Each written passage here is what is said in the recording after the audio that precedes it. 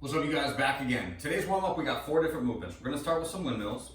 So for these, we go to a wide stance. We're going to point our toes in one direction. Okay, so I'm going to go off to the right to start. Both feet are going to point about 45 degrees off to the right. Whichever direction your toes point, you're going to want to put that hand inside your leg. Okay, so my toes point to the right. That means my right hand goes inside my right leg. I'm going to put my left hand up and I'm going to look up at my hand as I move.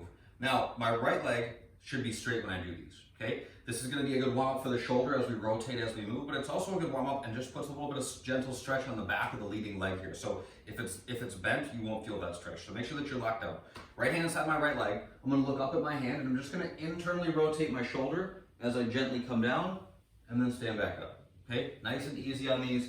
We're thinking about pushing our hips back, not just like curling through the spine. So we'll do a couple on one side and then we'll switch to do a couple on the other. Now my toes point to the left. Again, my feet are parallel. Left hand side my left leg, left knee is locked, right arm goes up, slowly rotate as I go down, and then stand back up. Okay, we'll do 5 on one side and 5 on the other. After that, we're going back and forth between up dog and down dog. Here and up dog, here and down dog. You guys kind of make of this what you want it to be. We're trying to get warm, so don't spend too much time on one or the other, but you don't have to like race back and forth between the two positions either. After that, we're doing plank lunges, so I go to a plank, and all I'm doing is trying to maintain a strong plank as I step my right foot outside my right hand, come back, and then left foot outside my left hand, and then come back. Okay? Jumping jacks are last. Bam. We know them. We love them. There is only one version of today's workout. It's a bodyweight version for everybody. We're going to go for 12 minutes, and you're going to work through 60, 40, 20 squats and sit-ups.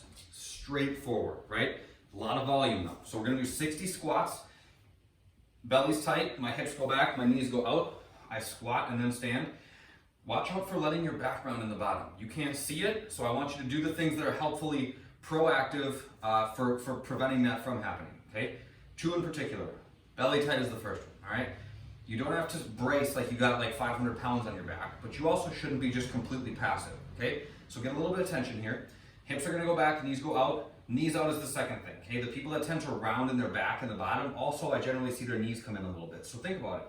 A little bit of tension in the belly, and then your knees push out as you squat, okay? So 60 squats to start, that's a lot. After that, we're doing 60 sit-ups. We can use our arms on these, thank goodness. I lay down, shoulders touch the ground, arms go up overhead, throw my arms and sit up, okay? So we do 60 and 60, 40, 40, 20, 20, all right?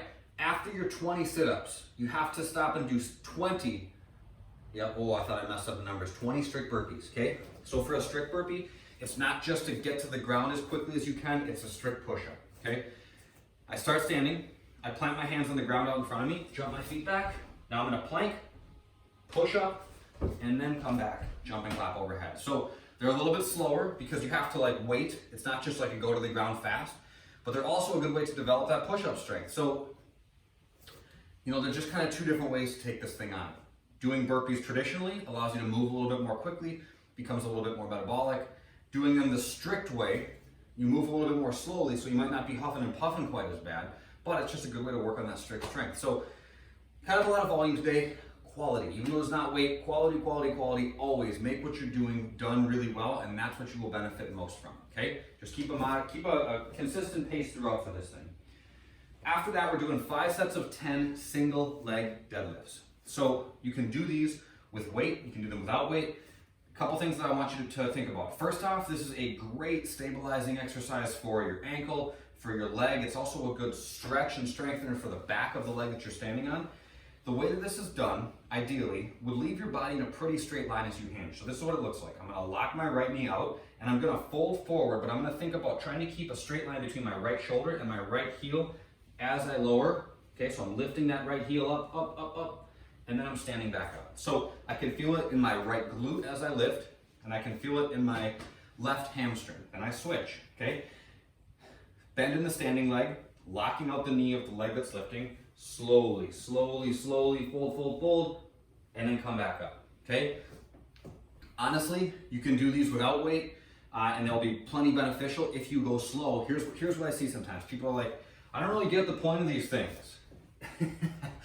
Their legs not locked out, their back's all around. Go slow, feel for that tension. If you guys have weight, that's all good. Hold the dumbbells in your hands, do the same thing, but the same ideas apply. That lifting leg needs to be locked out, and we're moving slowly, feeling for tension in the back of that leg and not letting this happen, okay? You don't have to touch the weights to the ground. I don't. I don't touch them to the ground because if I go that low, it's a pretty good sign that my back is releasing tension, okay?